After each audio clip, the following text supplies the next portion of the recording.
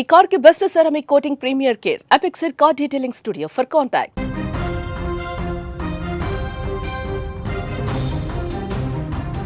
చిన్న పురుగు ఇప్పుడు ఏపీని వణికిస్తోంది. కంటికి కనిపించకుండా చాప కింద నీరులా వ్యాపిస్తూ అమాయకుల ప్రాణాలు తీసేస్తోంది. అసలేం జరుగుతోందో తెలుసుకునే లోపే జ్వరం ముదిరిపోయి అవయవాలు దెబ్బతింటున్నాయి. జనవరి 1 నుంచి ఇప్పటి వరకు రాష్ట్రంలో స్క్రబ్ టైఫస్ కారణంగా 15 మంది ప్రాణాలు కోల్పోయారంటే పరిస్థితి తీవ్రత ఏంటో అర్థమవుతుంది. ఇప్పటి వరకు ఏకంగా 1806 కేసులు నమోదయ్యాయి.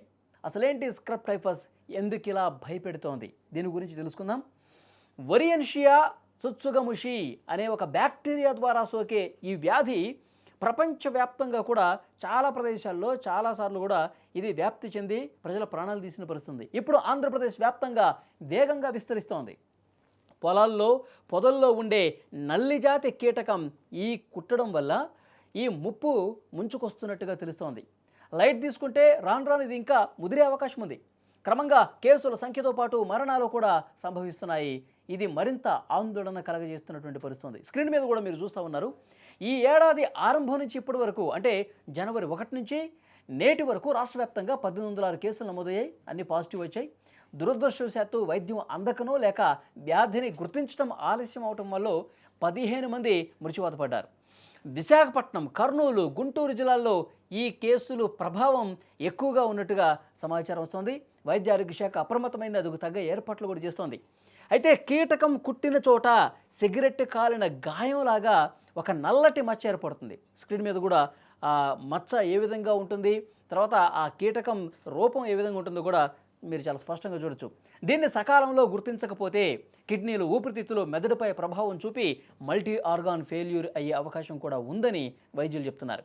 ముఖ్యంగా రైతులు, పొలాల్లో పనిచేసే కూలీలు, పార్కుల్లో ఆడుకునే పిల్లలు దీని బారిన పడే అవకాశం ఉంది. ఎందుకంటే ఇది గడ్డిలోనే ఉంటుంది, పొదల్లోనే ఉంటుంది, పొలాల్లో ఎక్కువగా ఉంటుంది కాబట్టి వాళ్ళకు ఎక్కువ ప్రమాదం వచ్చే అవకాశం ఉంది.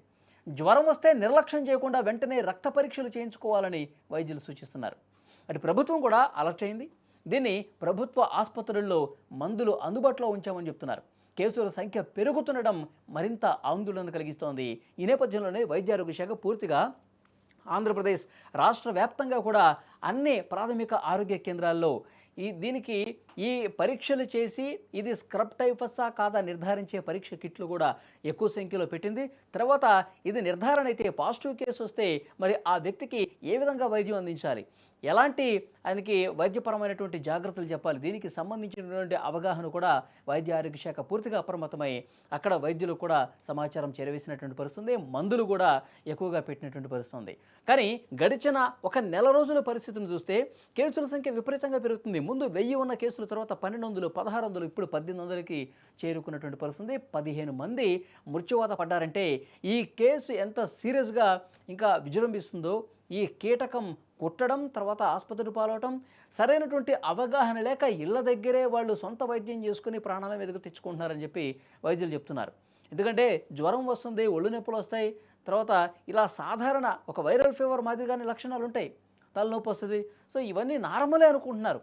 ఈ కీటకం కుట్టడం ద్వారా, స్క్రబ్ టైఫస్ రావడం ద్వారా ఇది నార్మల్ జ్వరం అని చెప్పి భావించి ఇంటి దగ్గర సొంత వైద్యం చేసుకుని ఇంటి దగ్గర మెడికల్ షాపులకు వెళ్ళి ఏదో జ్వరానికో తలనొప్పికో ట్యాబ్లెట్ వేసేసుకుని అలా గమ్మునుండిపోతున్నారు.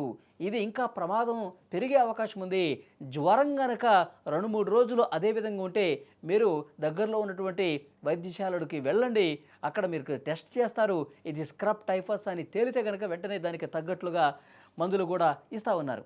కానీ చాలామందిలో అవగాహన లేకపోవటం, చాలామంది దీని గురించి సరైనటువంటి సమాచారం లేకపోవటం వల్ల, కొంత నిర్లక్ష్యం కారణం చేత వాళ్ళందరూ కూడా హాస్పిటల్కి వెళ్ళలేకపోవటం వల్ల ప్రాణాలు పోతున్నారు. ముందుగా ఈ బ్యాక్టీరియా లోపలికి వెళ్ళిన తర్వాత మరింత ముదిరి మల్టీ ఆర్గాన్ డ్యామేజ్ అనేది జరుగుతుంది. చాలా అవయవాలు ఇది డ్యామేజ్ చేస్తుందని కూడా పరిశోధనలో తేలింది. సో డెఫినెట్గా ఎవరైనా సరే జ్వరం 3 నుంచి 4 రోజుల పాటు కంటిన్యూస్గా ఉంటే వెంటనే వైద్యుల్ని సంప్రదించండి. వాళ్ళు టెస్టులు చేస్తారు, ఇది సబ్స్క్రైబర్సా కాదా అని చెప్పి చెక్ చేస్తారు.